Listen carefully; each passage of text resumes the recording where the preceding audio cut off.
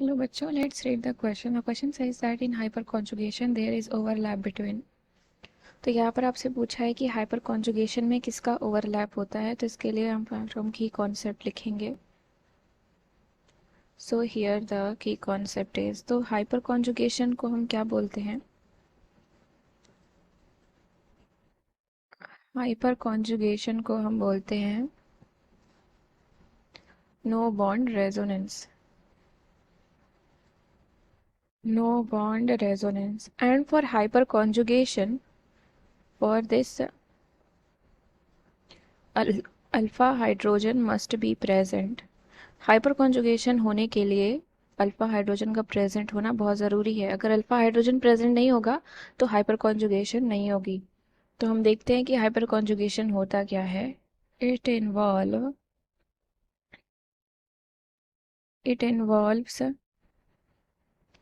Delocalisation of sigma electron of CH bond of an alkyl group directly attached to an atom attached to an atom of unsaturated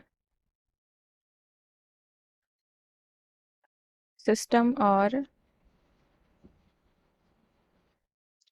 to an atom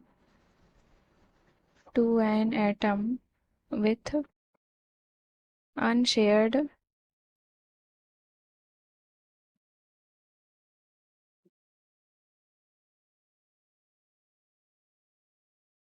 or an atom with unshared with p orbital.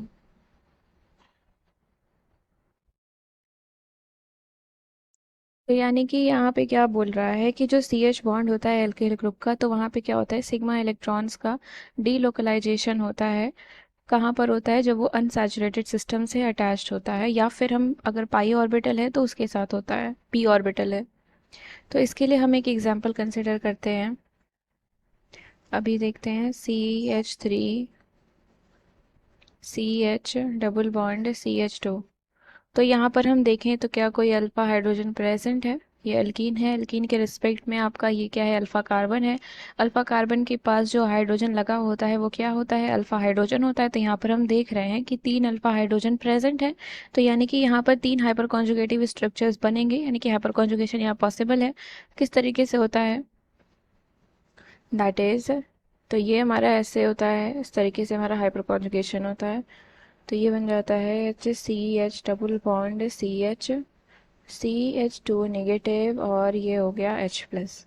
Then इसके बाद अभी जैसे कि मैंने ये वाला hydrogen यहाँ से निकाला, हम यहाँ से ये भी निकाल सकते हैं, हम यहाँ से ये भी निकाल सकते हैं. दैट इज, यहाँ पर क्या बन रहा है?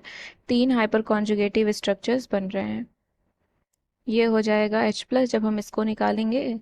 बाकी स्ट्रक्चर आपके एज इट इज़ रहेंगे इस तरीके से. सिमिलरली अगर हम इसको भी निकाल देते हैं तो ये इस तरीके से हो जाएगा, एक डबल बॉन्ड CH और CH2 नेगेटिव. तो इस तरीके से हमारा हाइपर कॉन्जुगेशन बनता है. यहाँ पर आपको पूछा है कि हाइपर कॉन्जुगेशन में ओवरलैप किसकी हो रही है. तो हाइपर कॉन्जुगेशन में कौन से इलेक्ट्रॉन्स इन्वॉल्व हैं? सिग्मा इलेक्ट्रॉन्स इन्वॉल्व हैं.